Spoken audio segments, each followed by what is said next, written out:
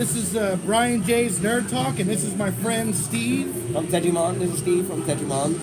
And we are here at Action Burger talking about nerd news. And the first thing I want to talk about, just get right off my chest, is today we got more news, breaking news on the Babylon 5 movie, which has just been announced. Warner Brothers Animation is producing the movie. They showed some artwork from the movie, from the animation. It looks beautiful. It looks serious. It looks realistic in a way. They got the surviving original cast back. They also got new voice actors to voice the roles of characters that were in the original series. And, you know, J. Michael Straczynski told the original cast, when he got them for a meeting back in 2021 to talk about this, he told them, listen, if you do not want any new actors to voice these characters that were portrayed in the live-action TV show back in the 90s by our friends, who the whole cast all consider each other family, and these people have died, we will not do it. We will not do the movie. And so the original cast said, yeah, let's do it. Let's allow some new actors, tell them the gravity of the situation, and if they get it, they understand it, let's do it. And they did it. They made the movie, and it's coming out this summer. And I'm looking forward to it. And I got the name of the title of the movie. Well, these are just the title of the movie. This is a great day for Babylon 5 fans for a variety of reasons. One being that there's a continuation to the whole story. Yeah, in a way. And in many ways. Yes. We're also going to be able to hear our fan favorite actors, our cast, our beloved cast members, who have portrayed the characters that they have played so greatly, so deeply in a new film. Yeah, and you know, it's also great because it's like it's continuing on with the story, but it's the story itself had a beginning, middle, and end. It wrapped up in the series finale, and what is probably the greatest series finale I've ever seen of any science fiction show. And there's been a couple of ones that were great, but this is probably the best, or the top three. And this movie is going to continue on with the story, but also concluding the story from John Sheridan's perspective, who's the main character. And J. Michael Straczynski said, if this movie is a success, they will do many more. They could do many more. If this movie is a huge success with sales and whatever else, if it makes good money, then Warner Brothers Animation and Warner Brothers Studios will do more movies. But yeah, the movie is called Babylon 5, The Road Home, which really fits with Babylon 5 as a title. Very much so. And the synopsis is, Babylon 5, The Road Home will continue the story he started in the 1990s with a log-line stating travel across the galaxy with John Sheridan as he unexpectedly finds himself transported through multiple timelines and alternate realities in a quest to find his way back home. Along the way, he reunites with some familiar faces while discovering cosmic new revelations about the history, purpose, and meaning of the universe, which sounds great. I can't wait. It sounds perfect, to be honest. Mm-hmm. The synopsis doesn't really bring forth the expectation that a lot of people may have right now. However, this carries the exact desire that fans have longed for a great deal of time. Yeah, it's really great. And I'm so happy that I've been wanting to watch, before I finally binge-watched Babylon 5 on Amazon Prime, and finished it 4 years ago, became a huge fan. I had been wanting to watch, Babylon 5 ever since I was a teenager, ever since I was in middle school and high school, but it was so hard to find. There wasn't like DVDs with every single episode. There was, I couldn't really find VHS tapes, and, it was really tough for me to find the show anywhere. While Star Trek was on Netflix and everywhere, and it was so easy to find and easy to binge watch and to watch. And so, to finally watch the show and to finally be able to find the series, and it was on Amazon Prime. I binge watched all 5 seasons, and I was like, wow, this is where it really got started, because science fiction as television has been around for decades. But Babylon 5 was like the first successful, serious science fiction show to get 5 seasons, and was competing with Star Trek all throughout the 90s, and was a huge success. So watching that groundbreaking show was really great. And then I binge watched Battlestar Galactica by Ronald D. Moore, which is also incredible. And yeah, it's really seeing they really took science fiction television to another level, and seeing it being continued on in really great ways on streaming services and different networks has been really great. Oh, I heard rumors, or maybe I'm a little bit behind. Battlestar Galactica had a new installment in the franchise. I'm not sure. No, there's a new series that's a reimagining that's being done by J. Michael Straczynski that's being done for the CW, or that was being done with the CW before the writer's strike. And it looks like it might not be happening on the CW. It could be going to Apple TV Plus or maybe the Max streaming service of Warner Brothers or some other network. We don't really know right now. There was a lot of good momentum happening with the show until the writer's strike happened. The writer's strike has put a pause on the show, has put a pause on a lot of different shows and everything. And it's just not happening right now. Now, I want to mention that the writer's strike is going on, and I'm not sure if it's still ongoing, considering that we do not have... It's still going on. Writer's strike is still ongoing. happening, yeah. Now, I do want to bring this up as there were a few stories, articles, and maybe some other YouTubers who wrote this at a number of studios, that's Netflix.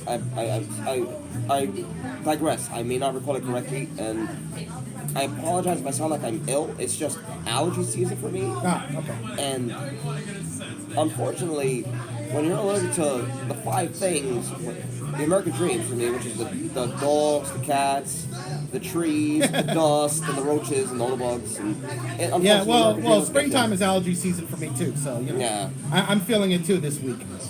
You're doing a lot better than I am. I'm on a load of antihistamines, nasal spray, a bunch of Well, other stuff.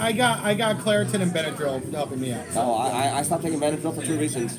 One, they gave that to me for medicine. Bad for your teeth. Not only that,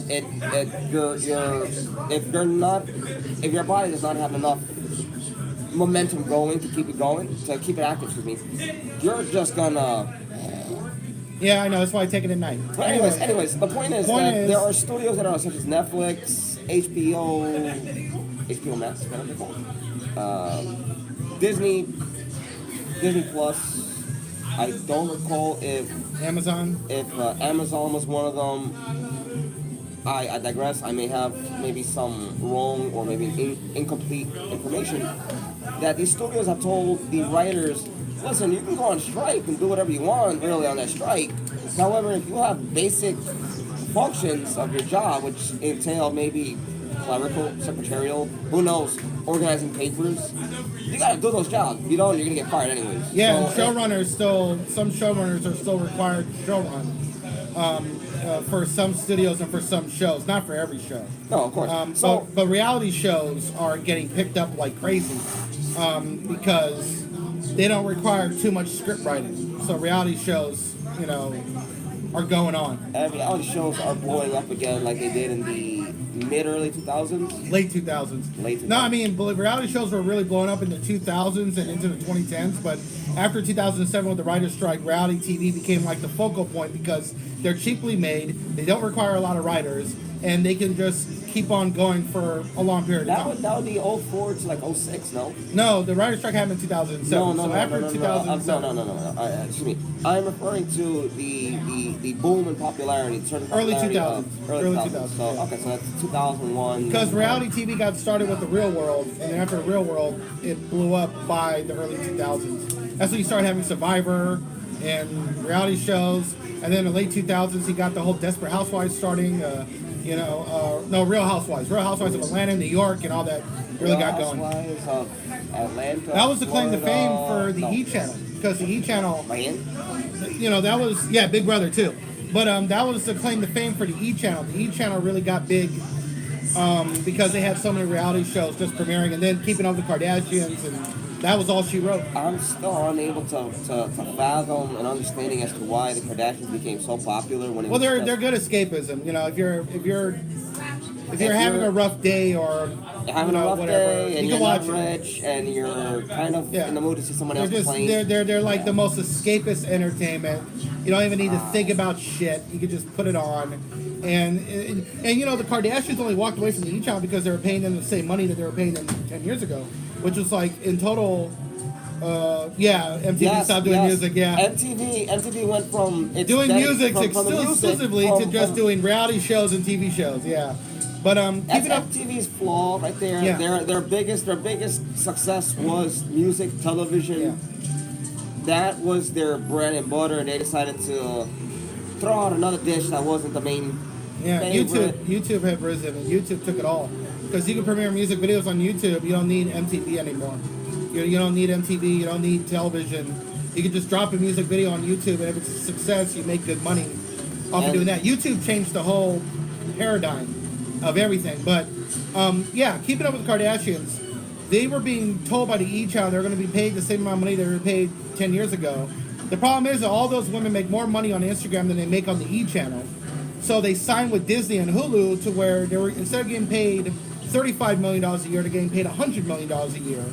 And it's like they'd split among all the women in the family. So, you know, they make way too much money by themselves to be settling for just the E Channel. So they went to Hulu.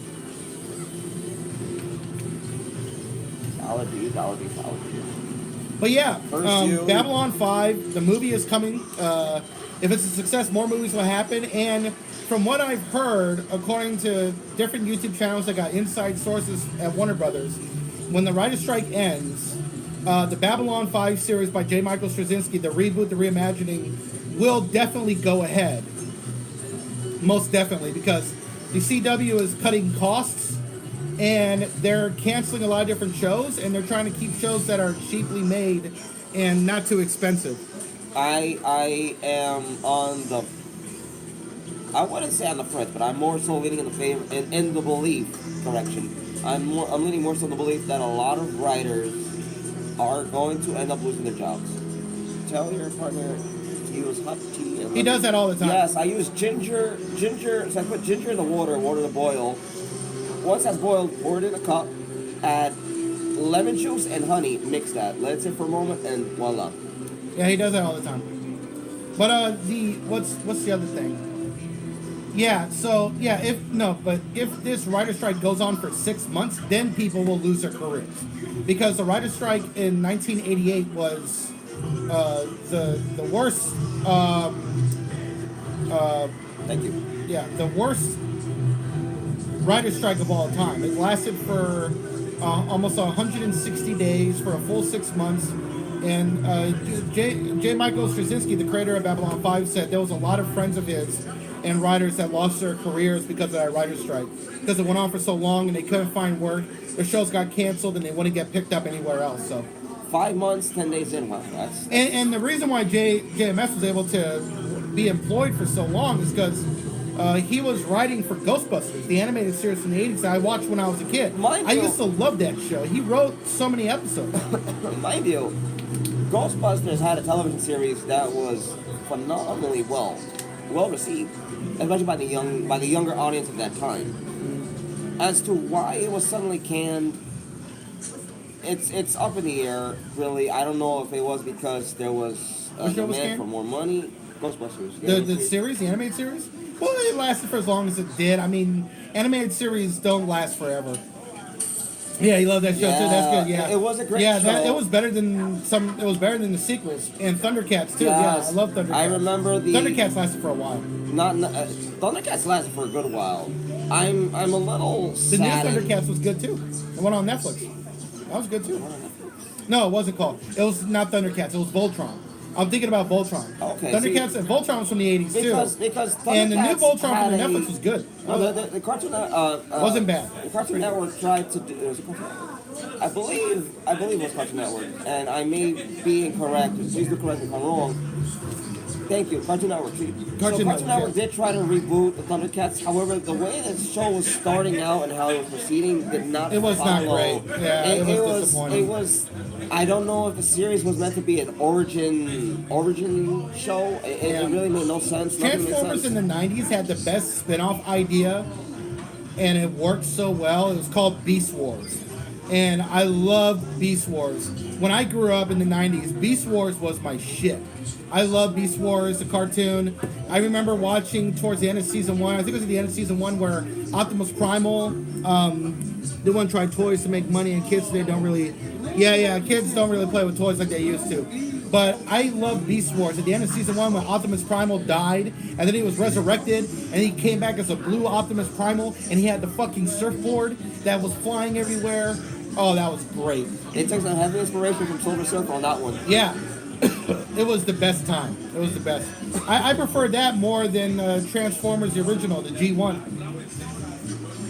G1 was an introduction to the whole series of the franchise, and for its time, it did really well. Mind you, this was a time where Mecha was extremely popular. Yeah.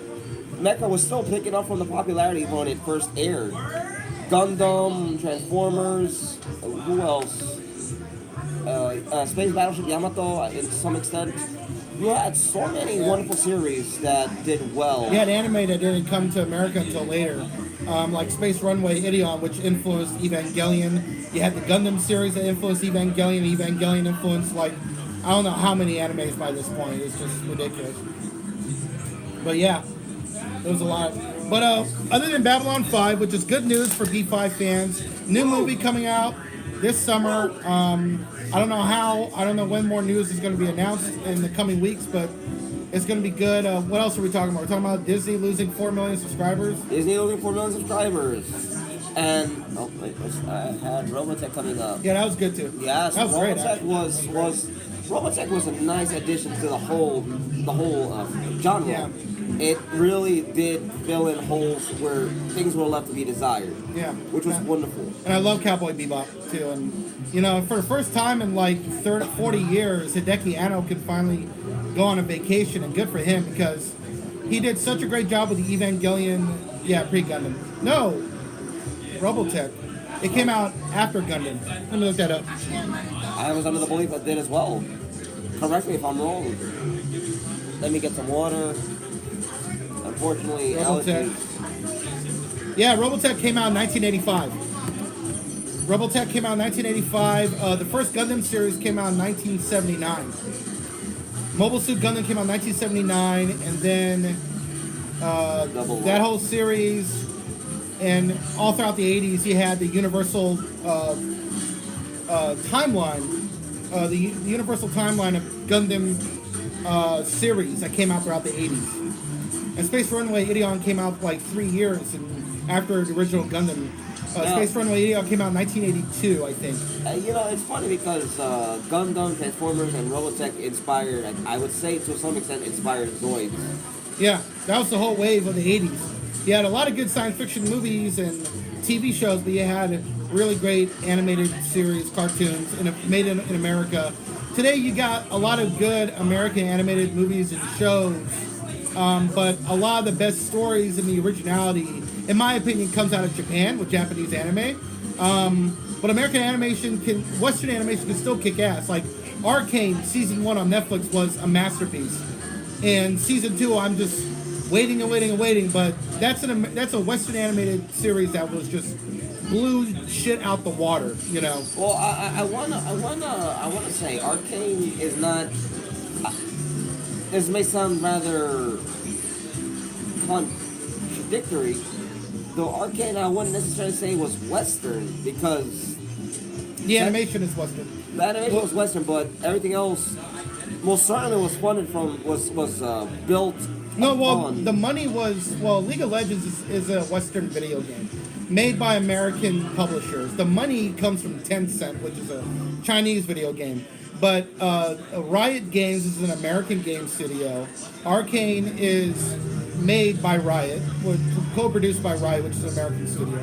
And yeah, genre television is dying out on network TV. It's all going to streaming. That's the problem. But cable, as we know it, it's mostly coming to an end. It's basically on its last few moments of lifeline. Yeah. There's still a few shows that make cable great. The Last of Us, House of the Dragon, and the Yellowstone series.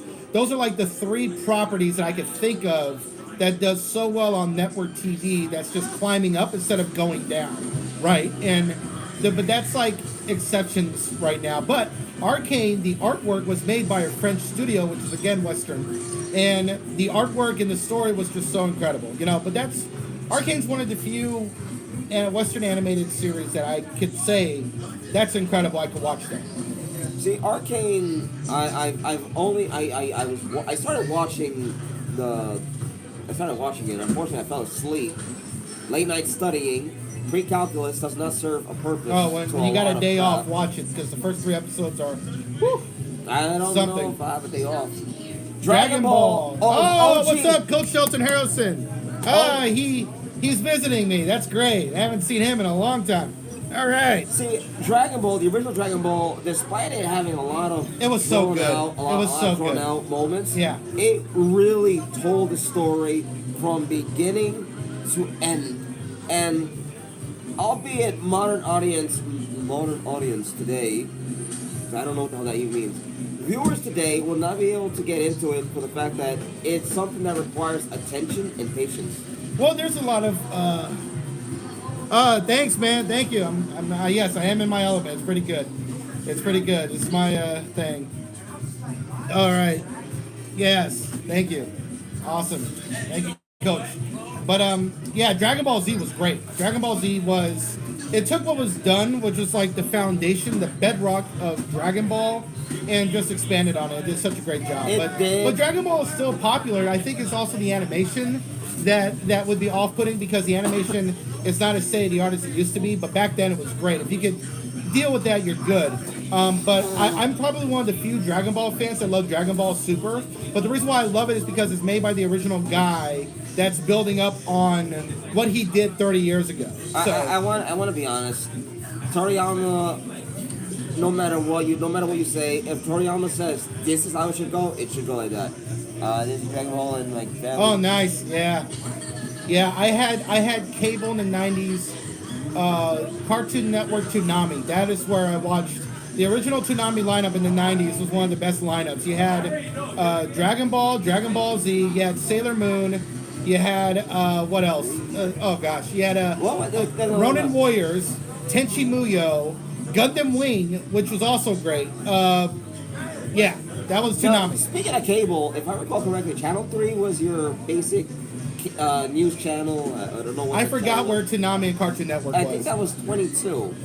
It was 22. I think it was. It was different in Texas because I grew up in Texas for 9 years. That's where I would watch Toonami. Oh, okay.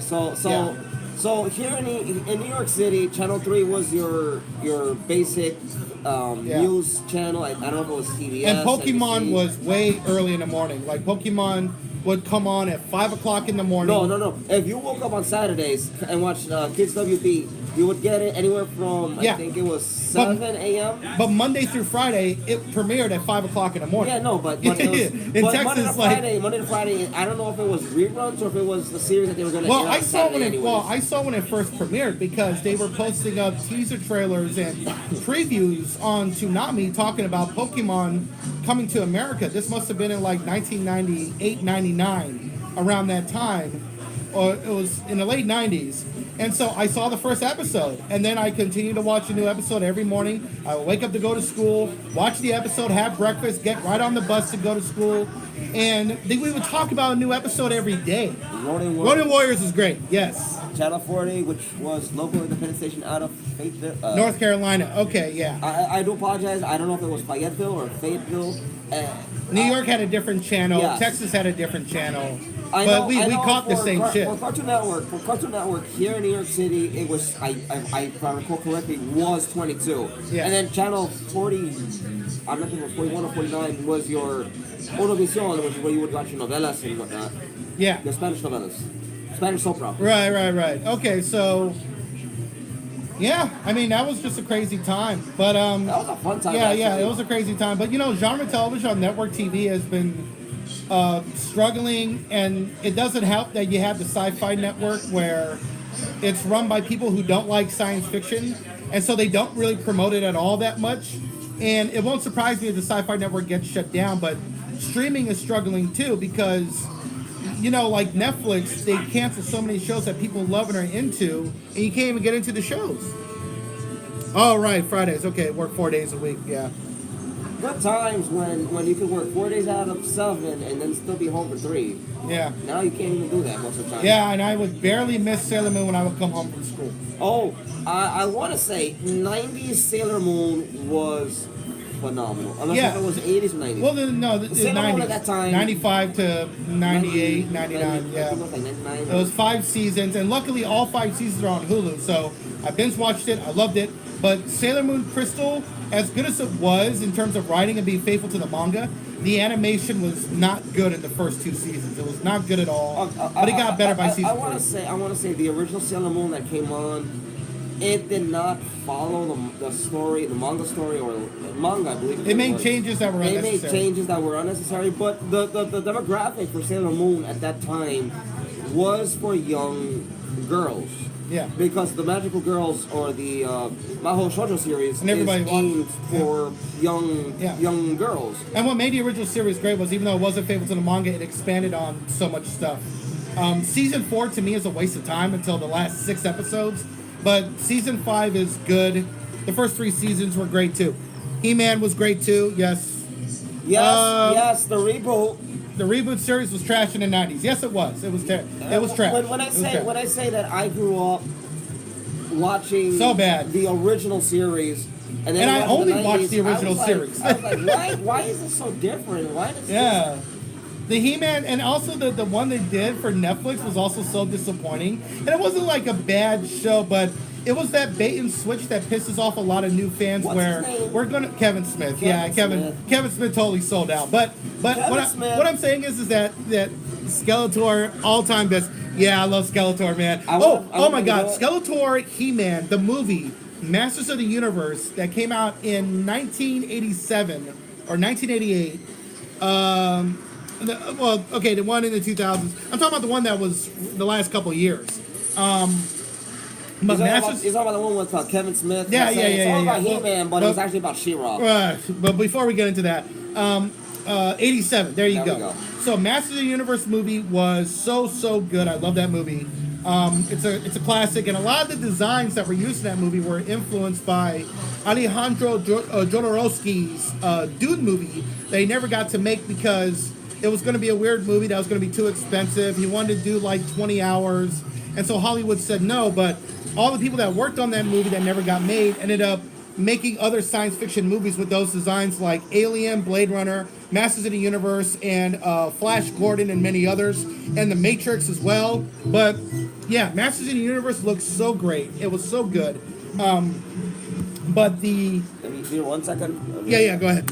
But the one that I was talking about, the Netflix series, it was like this classic bait and switch that was so disappointing because, yeah, it was like Flash Gordon. It was the same designers, I think. But it's like this bait and switch that pisses off so many fans where we're going to draw you in with the male character and then we're going to focus on the female character for like the rest of this series or movie. And fans don't really like that. I mean, it's just so, and then they'll call the fans whatever and like You're misogynistic. Yeah, right, well, yeah, and me- and me, blah, blah, blah. and me and the coach know that there's a lot of racist, idiotic, stupid people on YouTube. Yes, you are very right. That's right. I love you are that. very right. That's right. Thank you. And Thank we- you. Someone else knows. And we know there are a lot of racist, stupid people on YouTube, Twitter, and all that stuff, and they make us look bad. They make us look bad because they invalidate the argument, and they make the focus on those stupid comments. Yeah. But the reality is like most fans feel kind of screwed over because we went in to see a character, Obi-Wan Kenobi, and then it's bait and switch, and we're focused on Reva. Wait. I want to mention this. Because and we focus on Reva, and Reva was like just not a great character. It was disappointing overall, and we wanted to see an Obi-Wan series. And I feel like the best series that does this perfectly well is Cobra Kai. Cobra Kai does it well. They do it perfectly. Yeah. They keep like Cobra Kai is so incredible. They're very respectable to the origins. Yeah. They follow. They build upon it. They add little twists and turns, but it follows the and story Cobra Kai never does a bait and switch. And what Cobra Kai does is that you have the older characters, and we're going to bring in all these new characters, all these new kids that are connected to those characters. but we are going to, yeah, they did their homework, absolutely. And we're going to develop the older characters even more. And we're also going to create like this incredible Shades of Grey where yeah, Silver versus Shonen. Yeah, man, that was crazy. Season 5 was great. I loved it. And Dan Sand, yeah. But Daniel's son, we're led to believe was this incredible hero from the original movies, and that's how he's portrayed. But the show shows that he wasn't perfect either. And Johnny, who was the bad guy, we end up realizing he wasn't the real bad guy. It was his coach that was the bad guy. It was the sensei that was the villain. And you realize that they're both kind of the same person, and they kind of come full circle. And Daniel ends up being a broken version of Johnny by season 5, and Johnny is getting his life together, and then Johnny's like, I gotta help out Daniel, and we come together to help out Daniel, and the kids go from some of the kids you hate and some of the kids you love, but by the end of season 5, they're all working together because we realize that Terry Silver is also a bad guy, just as bad as John Priest, and we gotta take him out. I was like, the writing on that show is too good for a genre. For a genre, the writing is too great. It's ridiculous. I will say this. And regarding Star Wars, and that's another topic we'll get to, not immediately, but we'll get to it in a moment. Reva is a Jedi youngling. Mind you, Order 66 happened to kill the Jedi, yeah. out of existence. Yeah. Reva being stabbed by a lightsaber does not mean she somehow survives. No, Yeah, her body from where the stab is. So she got stabbed twice too. That's the crazy thing. She got stabbed when she was a kid. It cauterizes. She got stabbed when she was a kid. She got stabbed when she was an adult. And you know, in Disney's defense, George Lucas was inconsistent with how deadly a lightsaber should be. Like, you got Anakin Skywalker slicing motherfuckers, and they're just dead instantly. And then you got Darth Maul who's slit in half, and George Lucas brings him back for Clone Wars. Well, and then, as I said, it's like, when it comes to a lightsaber, if you are stabbed, cut, you are, I don't know, eviscerated. You should be dead, right? But Darth Maul survived. you would expect one to die. No, the thing with the lightsaber is, and Luke gets his hand cut off. If you slice somebody with a lightsaber, you're not necessarily cutting them in two like you're cutting somebody with steel. Yeah. You're cutting them as if it's with steel, but it's superheated, so it cauterizes the wound. So survival for Maul is plausible. But it's just, but that's the thing. It's like that apparently did not kill him, but a simple slice on the shoulder of some other characters can kill them. And because the Obi-Wan Kenobi series, it depends. If they're cutting the shoulder from here down, yeah, that would be from the shoulder through the inside. The point is that the problem with Disney is that they took George Lucas being inconsistent, and then they make it like dumber. Like they took what was already silly or not always consistent, and then they just make it worse by comparison. It's like watching Dumb and Dumber trying to make a Dumb and Dumber even dumber than that. Yeah, and it's like the Obi-Wan Kenobi series for some reason lacked a budget. Like, the budget was high but not high enough, and you're seeing lightsabers bouncing off of people, right? The scene in episode 4, which is like the worst episode in the history of Star Wars TV, where Obi-Wan is killing stormtroopers, and the lightsaber is not even going through the armor anymore. It's like bouncing off the armor, but it's still killing them.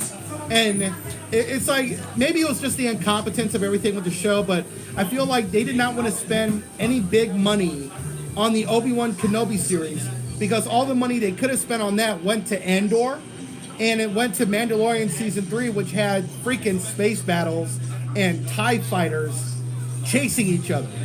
You know, it's just weird. You know, the Obi-Wan series was just terrible. Definitely the worst. The worst thing. I'll put it like this, since we're talking about Obi-Wan, we might as well jump into Disney here. Yeah, why not? We were talking about Disney, but we might as well jump into Star Wars as well.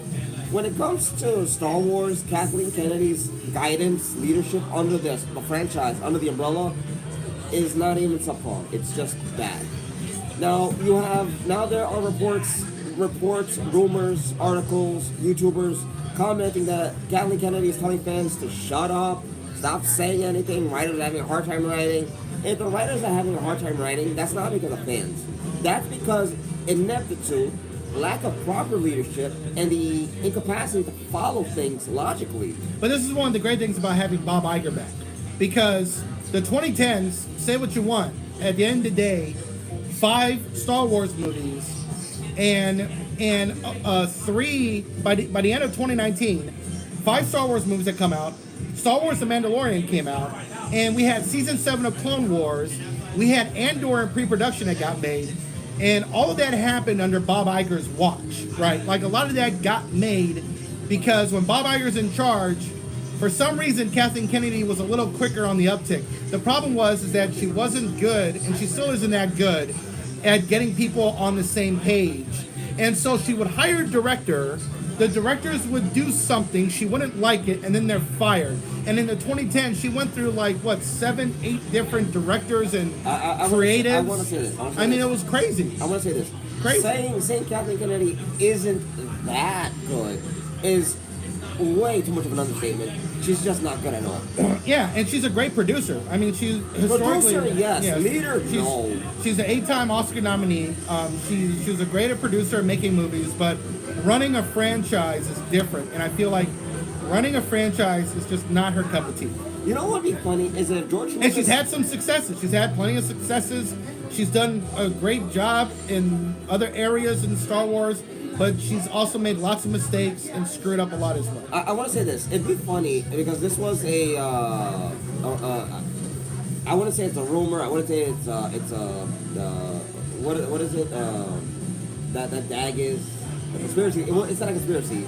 It's not a rumor, but it might be a plausible, a potential possibility that George Lucas installed her to be in charge to kind of sabotage Star Wars. Have a good one, y'all. Yeah, good night, man. Awesome, Take it easy, guys. I don't know. Just because she made money from the Hurt Locker, they thought she could do a better job with Star Wars. Yeah, and the Hurt Locker was, no. You're talking about Catherine Bigelow. We're talking about Kathleen Kennedy. Catherine Bigelow was the director, writer, and producer of the Hurt Locker. Catherine Bigelow will never make Star Wars. No. That is the Catherine Bigelow. That is not her thing. Catherine Bigelow knows her weaknesses, knows her strengths, knows her flaws. She knows if she goes to Star Wars, she would fuck up. Catherine Bigelow makes realistic movies. She did a science fiction movie back in the 90s, but it was like a gritty... It was Strange Days, which was a good movie. But that was like a realistic, gritty, cyberpunk science fiction movie that was written by James Cameron, directed by Catherine Bigelow, when she and James Cameron were married back in the 90s. That she could do. She could do like a realistic... The success of a power couple, only to fall short and still be good. Well, but I mean, it's that is what she could do. But science, fantasy, space opera like Star Wars, that's not her thing. Kathleen Kennedy was the producer and basically the person in charge of Star Wars from 2014 all the way till now. And it's been hit and miss. Like, The Force Awakens made $2 billion. Great. But she also did Solo, which was a flop, and that had a director upheaval in the middle of production that was crazy. Phil Lord and Miller, they got fired in the middle of production, got replaced by Ron Howard, who directed the rest of the movie. Colin Trevor was gone. Dumb and Dumber, Dan Weiss and David Benioff from Game of Thrones, they got fired. And when they got fired, Star Wars fans were like, you know what, good job, Kathleen Kennedy. Because those guys suck.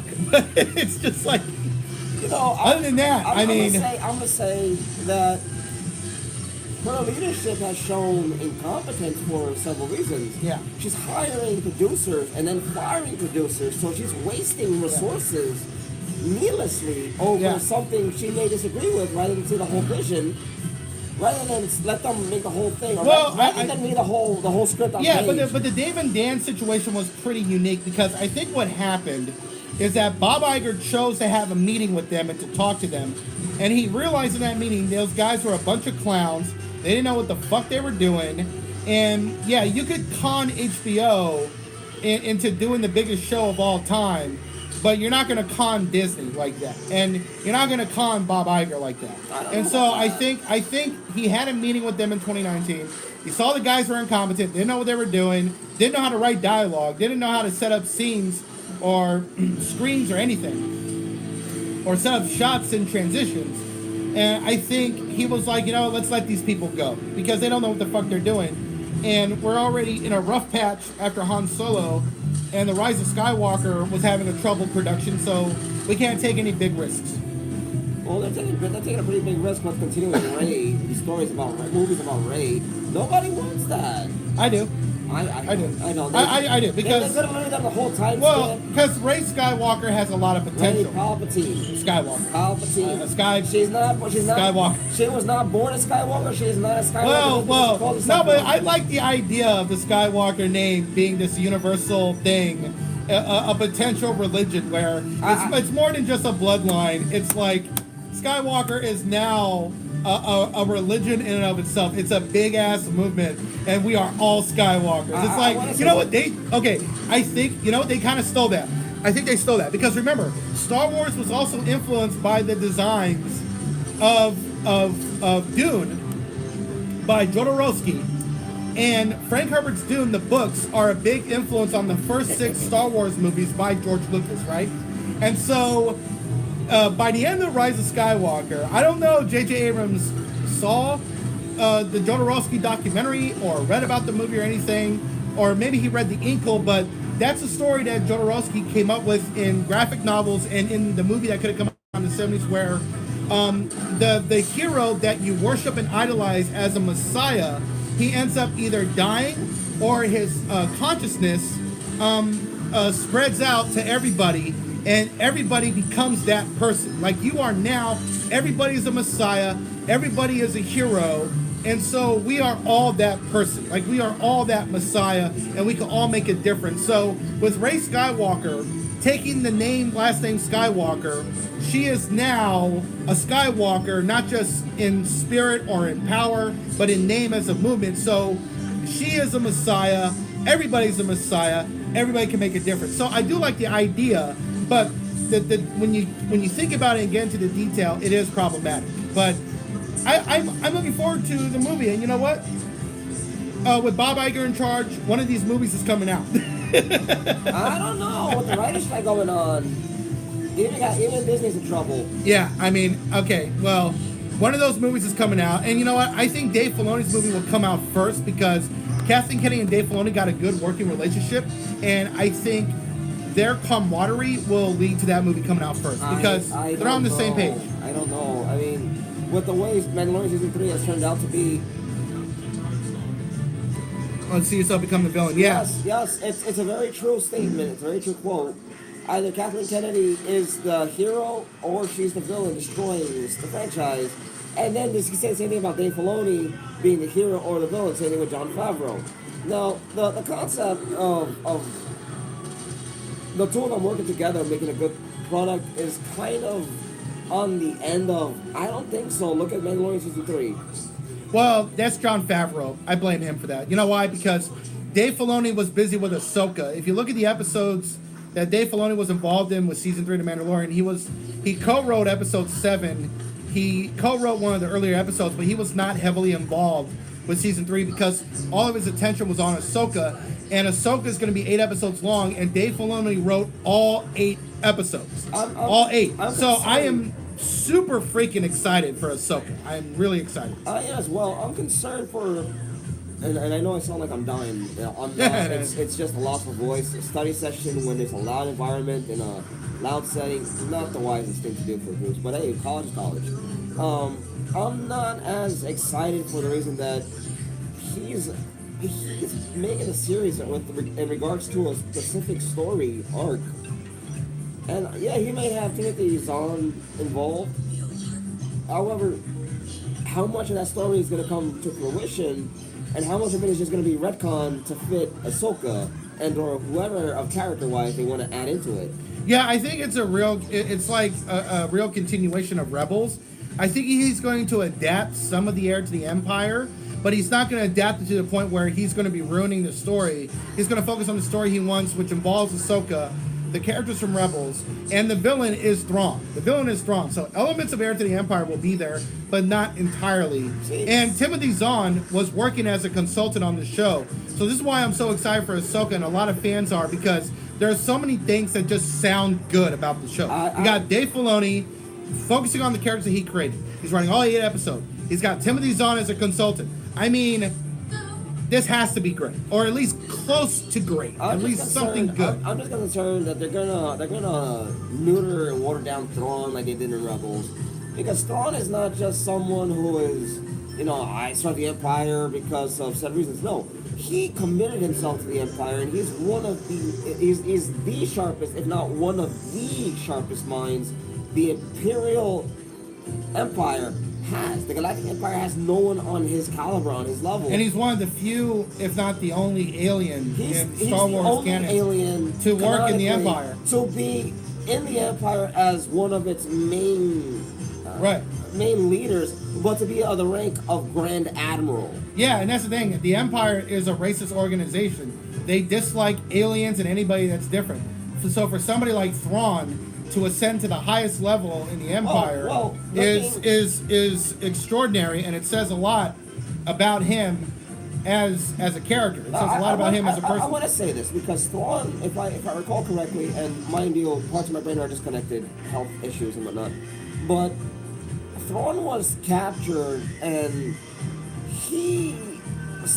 I forget the details, but he ended up getting an audience with the Emperor and vowing himself to servitude to the Empire on the Emperor's behalf. He would serve the Emperor and the Empire in exchange that Chiss, his homeworld, Chiss, was left out of Imperial rule, harm, anything. It's basically isolated and protected as long as he's serving and is committed to doing all things he's asked, ordered, and instructed to do.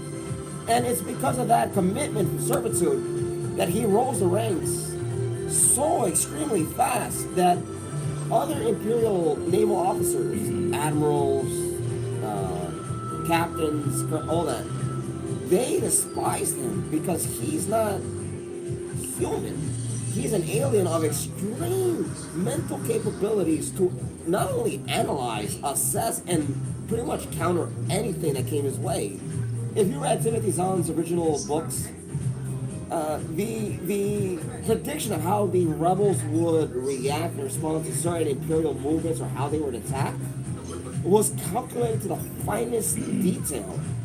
Also, to put it in essence, rebels may have touched on the fact that he's interested in art and the artifacts and the culture of other species because he collects, say, things like family heirlooms, vases, or I think what they're called. Well, I think, Star Wars Rebels was on Disney XD, so as great as that show was, there were a lot of things they could have done they couldn't because they were on a Disney Channel.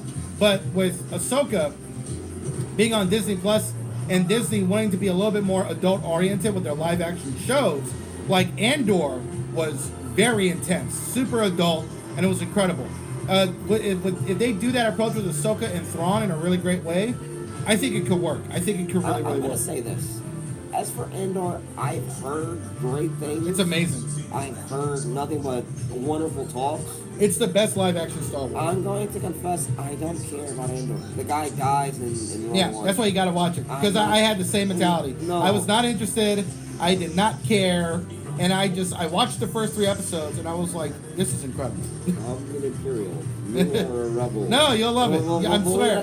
If you watch it, you will love it because it was so great. It was just, I did not have high expectations, and this was the best live-action Star Wars I had seen. If not the best, it was certainly the best written. The dialogue, the monologues, the character development. I mean, it was a show that took Star Wars and made it serious, like made it adult. Like, it's not a joke anymore. And Tony Gilroy is an Oscar nominee. I think he got nominated for a Pulitzer. His father won the Pulitzer. Like, this is a writing caliber to where, let's face it, Star Wars would be beneath them by comparison. But Tony Gilroy, he took Star Wars and made it equal to who he is as a great writer. And I'm not going to deny that. Yeah, I won't doubt it. It was something. Tony has that capability. But I'm just not fond of watching something about someone who's already dead. I know he's dead. Yeah, What's that's the point of thing. watching his I said past? the same thing because I'm like, this is a prequel about a guy who I know dies. And it ignored. It's like watching a prequel to Freddy Krueger before he died, becoming Freddy Krueger. But it's like, what's the point? I already know he's a demon. It's like the point is though, it's like how they took that and made it unpredictable because of all the supporting characters and the events surrounding it, and the twists and the turns and the revelations that happened by the end of the season of what you were watching. And it's like, wow, that was crazy. I didn't even think about that. I'm going to say this. I stand by. And season 2, I hope it's going to be great too. They're going to finish filming season 2 in the next couple of months. Did they finish? Is the script already written? Or Oh, the did they scripts just- are written. The scripts have been written for a year. They have gone through many revisions. They are done, and that season 2 is on its way to coming out next year. Okay, well, I'm going to say this. My belief stands. The Empire, as a whole, wasn't evil. There were elements of the Empire that were horrible, atrocious, and evil. And of course, just like everything, you always have that 1 or 2 or 3 idiots that cause everything to be bad. That's why Andor was so great, because it showed that the rebels were just as grimy and dirty as the Empire, and they had to do Empire tactics to save people and to start a rebellion. And then there are people in the Empire who are like, you know what, it's just a job. It's just a job. And then you got people in the Empire that focus on law and order, and that if somebody commits a crime, there has to be consequences, because if you let people run around committing crimes, society will collapse. That's why I know you'll love Andor, because it's that shades of gray that makes it so great. The Basically- rebels are not heroes, and the Empire are not completely evil. It's just, it's the type of Star Wars that I wish I had on TV growing up as a kid. Listen, right? I'll say it like this. Great. The way Brian's explaining it reminds me of the incompetent, stupid, out of realistic touch our city's DA is. Let's not get into Fucking- politics. I know, but I'm Let's not get into politics. No, I'm New just York saying, City is hit or miss at this point. Yeah, it's do rough. not live here. Do not live here. It's good to visit. Don't live. Yeah. But no, but it's just giving me that thought of like, wow, okay, I could probably support it. So I'll definitely give it a watch. I do have access to Disney Plus. I was not thinking of buying it, but because my mother does like some Disney films, and they do have some classics. They have way big catalog. That is a freaking catalog. But they've lost 4 million subscribers, so I think the reason why they're losing subscribers is because the MCU is getting worse. Even though Guardians of the Galaxy 3 was great, the MCU is getting worse. It's very inconsistent, and I think that's why people are unsubscribing, because the quality is not what it used to be, and so people are drifting away. And people are going outside, and 2021, 2022 had way too much content, and the majority of the content out of the MCU, which was like, they released like 18 different projects. Like between 2008 to 2019, they released 18 or 19 different films. Between 2021 and 2022, they released 18 different projects. That is 7 movies, I don't know how many shows, and 2 specials. It was just too much. Right? Let's see. It's It's Falcon and Winter Soldier. WandaVision, which was just a Hawkeye. Mind you, WandaVision was literally just a scene for scene ripoff of Bewitched. Yeah, and I love WandaVision. The ending left much to be desired, but the first 7 episodes were great. And Hawkeye was really good because they were willing to portray a female character as a complete fucking idiot. That's what made Hawkeye such a good show, because Kate Bishop in the whole series is completely incompetent, makes mistake after mistake after mistake, and is an absolute fucking idiot who's learning on the job. But it was great. They treated her the way you would treat any male character in that position. Just being a fucking moron and not knowing what you're doing, and you're learning from the best. But I thought Disney believed in strong, independent, powerful women. Right, that's why I loved it. Why It was the complete opposite of their formula. Why would they do that? Kate Bishop. The horror, they're sexist. That's what was so cool about it. It was like the complete opposite of what they kind of do in most of their projects with Kate Bishop, and they just allowed her to make constant mistakes and to learn from those mistakes. It made her a real superhero without superpowers. I like Kate Bishop from the comics. Yeah, me too. I love that. I really do enjoy her character, as I do enjoy Silk's character. She-Hulk was terrible. She-Hulk was the worst. She-Hulk is basically what happens when you have too much. Too many bad writers in the kitchen. You had too many chefs. You had too many D-rank chefs working in an A-rank kitchen. Too many activists. Too many feminists. Just don't do it. Just don't do it. It's too much. I was surprised they were able to find a person at that moment. Too much. It's too much. Okay, and Miss Marvel was good, but it was way too preachy. Where they're telling you stuff. You are very right. The whole MCU is falling apart. Yeah. Even the box office, like Guardians of the Galaxy 3 was great, and it had a worse box office than the second movie. And it's so sad because it was a great movie. I love Guardians of the Galaxy 3. It was serious. Oh yeah, you have a good night, George. I'll talk to you later. Have a good one. Yeah, but have a good night, and don't be a stranger. Please do subscribe to my channel. That's Tejima. Yeah, hit a thumbs up, subscribe. But have a thumbs up, subscribe. Take care, guys. But the Guardians of the Galaxy 3 was serious. It was dark. It had incredible characters. All the characters were still the characters. None of the male characters were negated or portrayed as less than the female characters to prop up the female characters. Everybody was equal. Everybody had their problems and their issues. It was just James Gunn at his very, very best. And it was unexpected. I mean, most people were surprised at how dark and serious the movie was in comparison to the previous 3 movies by James Gunn. You know, it was really, really good. Really great. Huh? 2. Guardians of the Galaxy 1, 2. I don't think Christmas special goes in. And the Suicide Squad. Oh, so well, the Suicide Squad had a lot of violence. That's DC though. That's yeah. Well, that's not Marvel. No. But that's one of the last 3 movies he's done. This is, I mean, his previous 3 movies had drama, but they had a lot more humor. And Suicide Squad, it had there was some violence, some drama, but it was a lot more humor and comedy. So you couldn't really take everything seriously. But in Guardians of the Galaxy 3, you can forget it. There was humor and levity, but there was a lot of dark stuff. And if you love animals, if you're an animal lover, you are just going to be so disturbed and so scarred. I mean, it was just so intense. So I love animals too. I'm a big animal lover. So there are scenes in that movie that really bothered me, but it was so well done. It was great. I mean, this is James Gunn going forward. I'm all for it, This is James Gunn going to start doing all of this for DC. Yeah. DC's got a savior. DC got a savior. Yeah.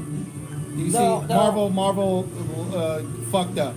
Marvel really fucked up. But you know what? It's good that they did. Now they'll have competition. That'll hopefully put them back on their toes. Well, the good thing for Marvel is that I will use this analogy. Marvel is the UFC, and DC is Bellator.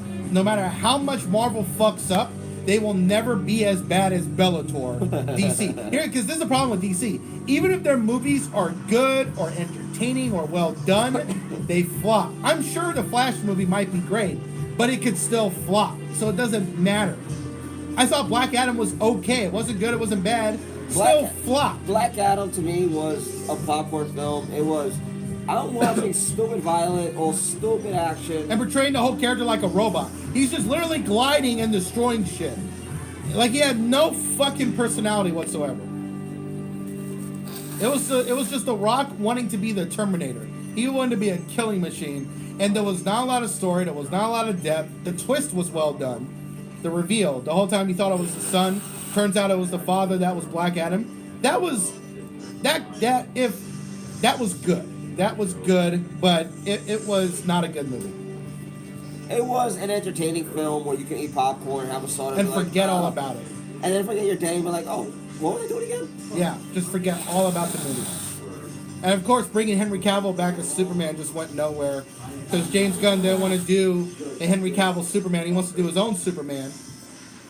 Well, the problem, and it's not that I have anything against Henry Cavill. Henry Cavill's a phenomenal actor. He's good. He's a phenomenal gamer and knows where stuff is done as a gamer. And he knows video games. He's a national treasure.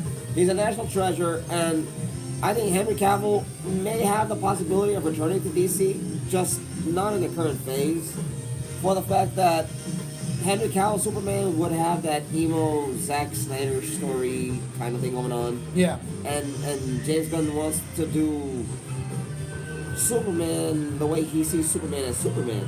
I don't know if that is Bronze Age, Gold Age, Silver Age, if that's Superman in the original comics. I can't say. When it comes to my knowledge of DC, I'm very much well acclimated with Superman, Supergirl, Batman, Batgirl, Wonder Woman, and what's his name?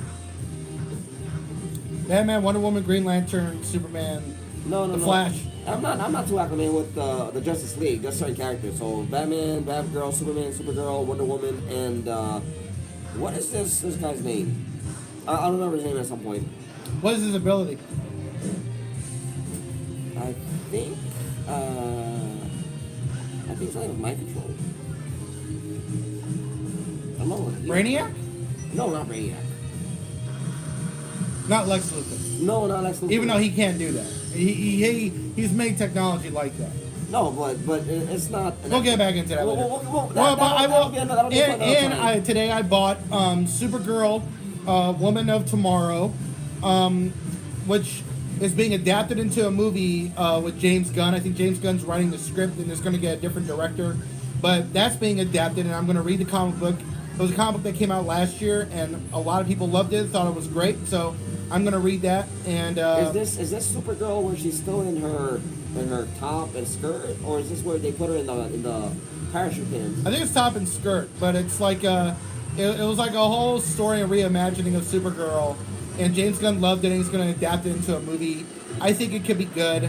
I like the Supergirl in the Flash movie.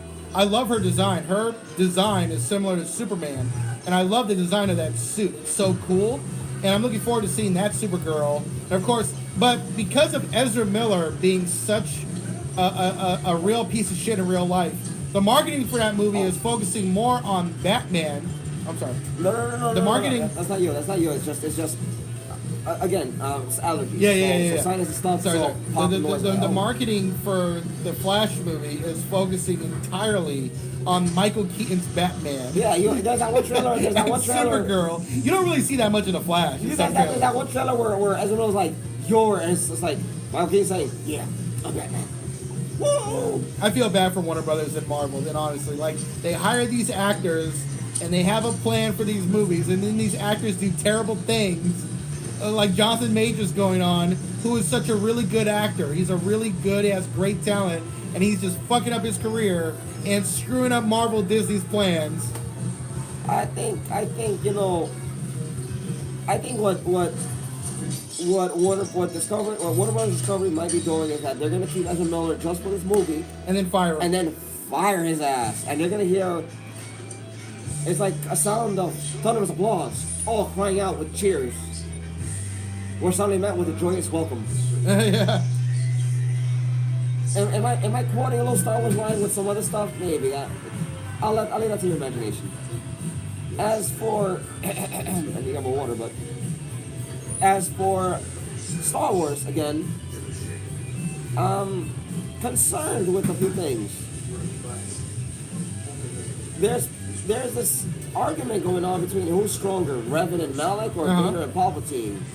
And I'm here thinking you're using the wrong people for that, really. Who's stronger than Vader? Exactly. Yeah. Who's stronger than Palpatine? Vishay. Yeah. But that's also that's why is that the people's?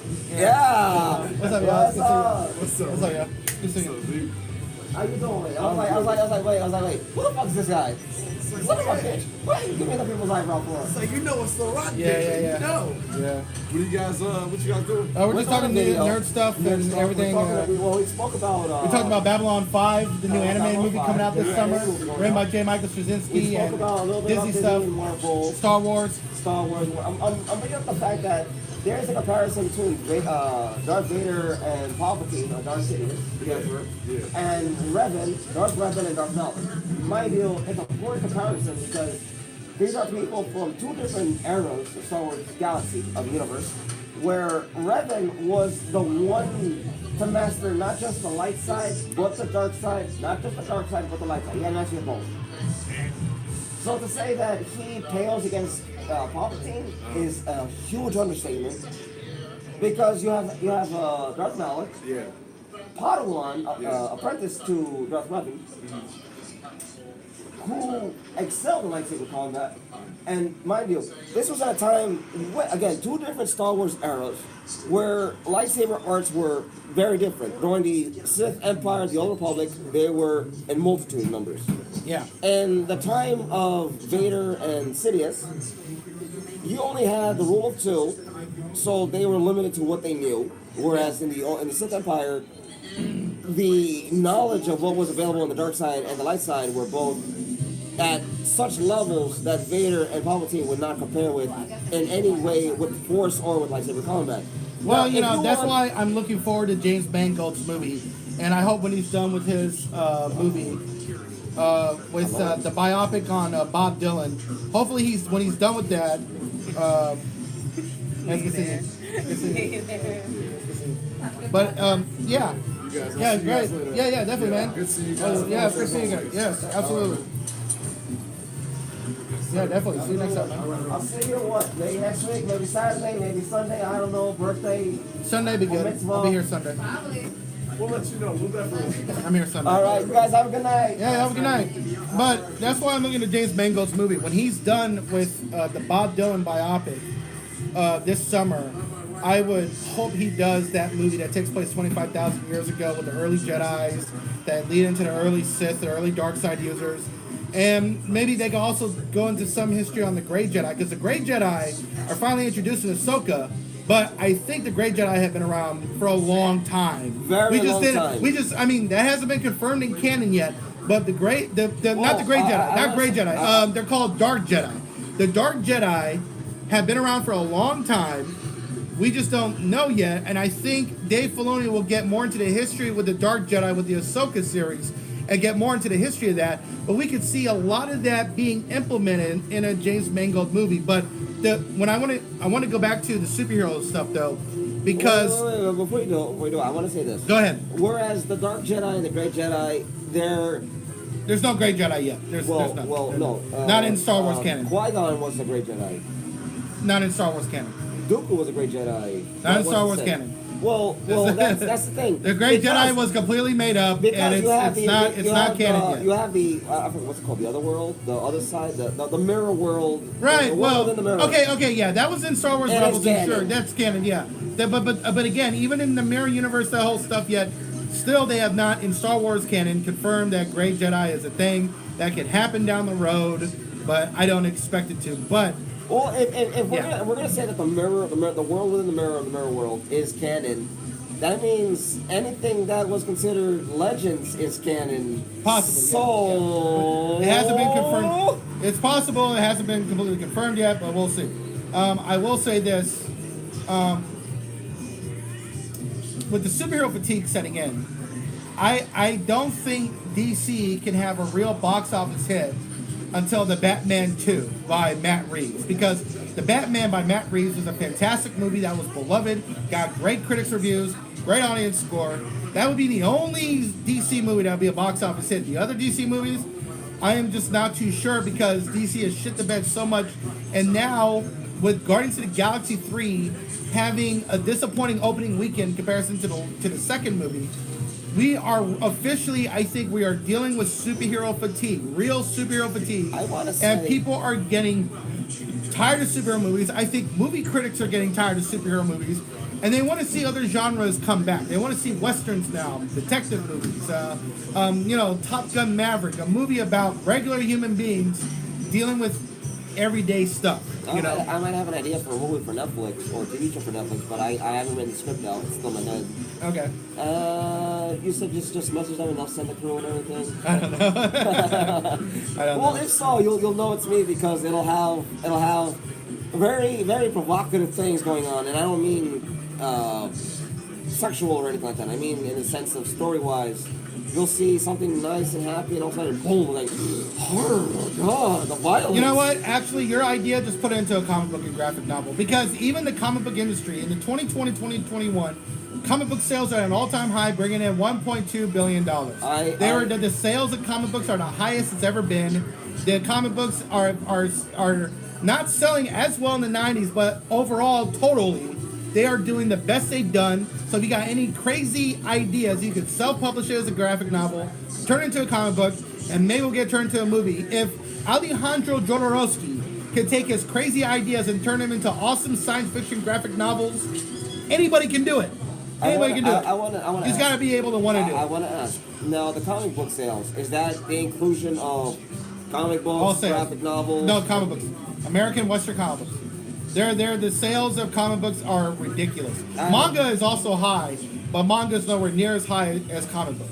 Not even close. I want to say I'm skeptical about this. I'll look into it myself just to validate Yeah, you can look this. it up. It's all data. The sales were confirmed in 2020, 2021 because we were in lockdown, so people were buying comic books digitally online, and people were buying them off of Amazon, Also, they don't own and it. people were just not doing much, So- and so we were just buying comic books, and comic book sales just went through the roof. So they don't own the comic books if it's digital. It's just a lease that you can use it for a set amount of time. No, you own it. You buy it and you download it. It's there. Just don't delete it. It's yours. It's yours on Apple. So what he's saying I have is, a comic book on Apple. what he's saying is if you, as long as you download it and you have space, it's yours. If It's you delete yours. it, Yeah. It's not yours You anymore. pay for it, it's yours. You pay for it, it's yours, and you get to keep it. Just don't delete it. Do not delete it. Okay. Anyways, we got to end this because I'm hungry. I want to get one more thing, but I'll let you finish. I do want to say one more thing before I'll you let leave. you finish. But before you leave, I want to say one more thing. Now we mentioned Marvel, Disney, Star Wars. We mentioned Babylon 5, Disney, Marvel, Star Wars. There was one more thing I wanted to speak to you about. Go ahead. What are your thoughts in regards to the fact that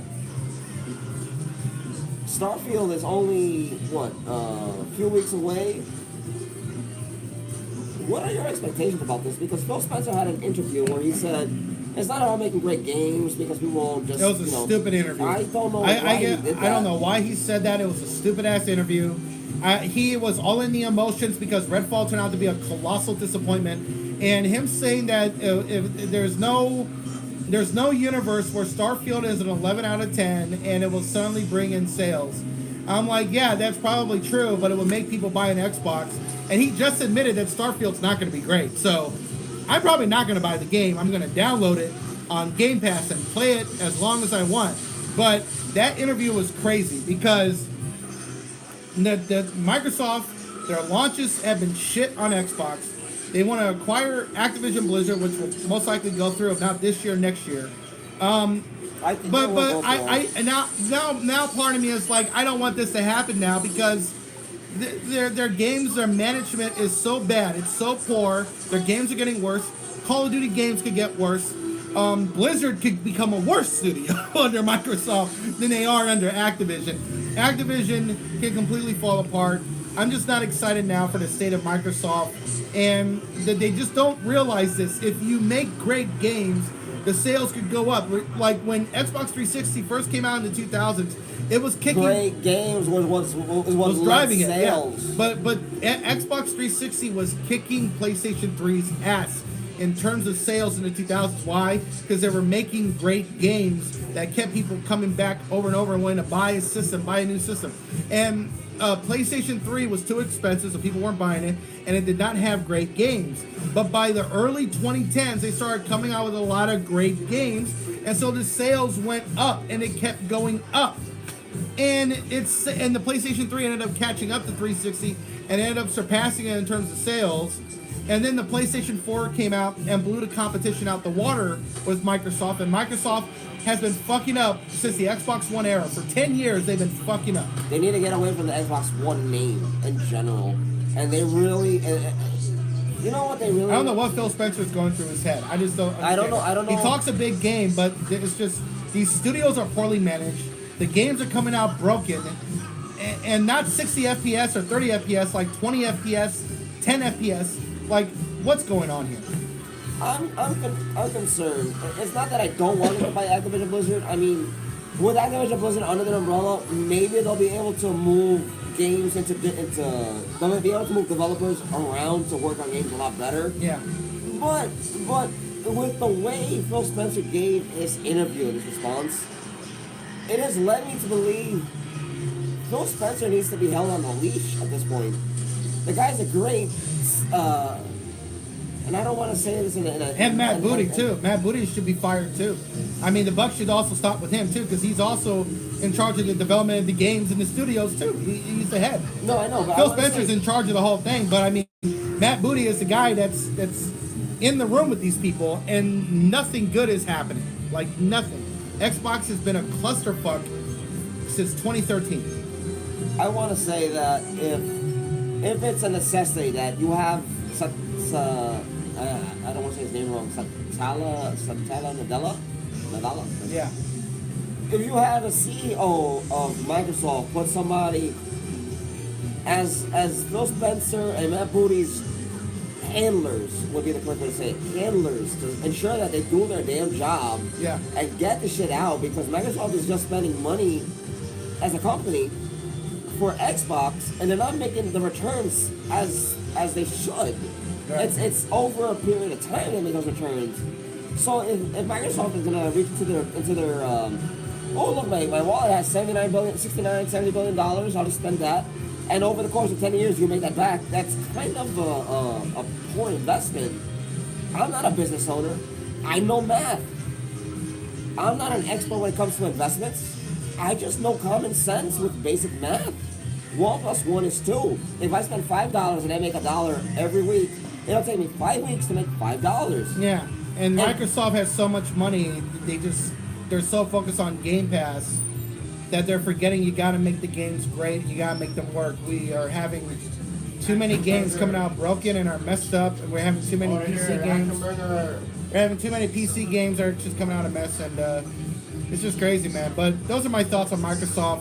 Those are my thoughts on these topics. Period. We'll talk more about it next week about the whole Microsoft situation, and I'm worried about Starfield now. I I am even as well. even what's his name? Destin? Destin, yes, Destin from. He so is he's a the YouTuber. ultimate. He is the ultimate Xbox YouTuber. He is the ultimate Microsoft Xbox YouTuber. I don't know And about that. You have He's one of the main games ones. on daily. He's one of the main ones, but even he is worried about Starfield. Even he is now officially ready to just give up. And it's like, and I mean, now it's time to panic because Redfall came out broken, Starfield got delayed, and of course Phil Spencer's saying because Starfield was more longer in development, it's okay. But I don't know, man. The way things are gone, it's just like it's like, don't worry. It's like that's not reassuring to me as a consumer that may want to buy the game or play the game or even invest my time into that. I have 40 to 35 games in my PlayStation backlog in my PlayStation library.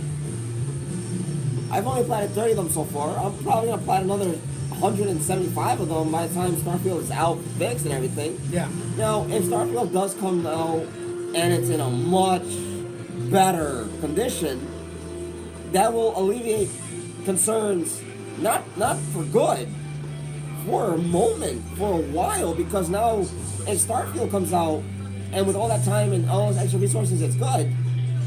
What about the other games? Yeah, we'll see. Well, that's my one- thoughts on that. That's my thoughts on this as well. That's 2 thoughts. You have 2 coins, or you have 1 coin with 2 sides. Thinking on what penny would be. So again, this is Brian J from Brian J's Nerd Talk. Follow him on YouTube. I am Tejimun, Tejimun. Yeah, and we'll talk to you guys later. Please leave a like and subscribe. Yeah, leave a we'll like talk to you guys and later, and look forward to another upload that I'll be doing most likely solo in regards to some Star Wars stuff. All right, so this is Brian J's Nerd Talk. I'll talk to y'all later. We'll live stream hopefully next Wednesday. This is Tejimun signing off. All right. Ciao.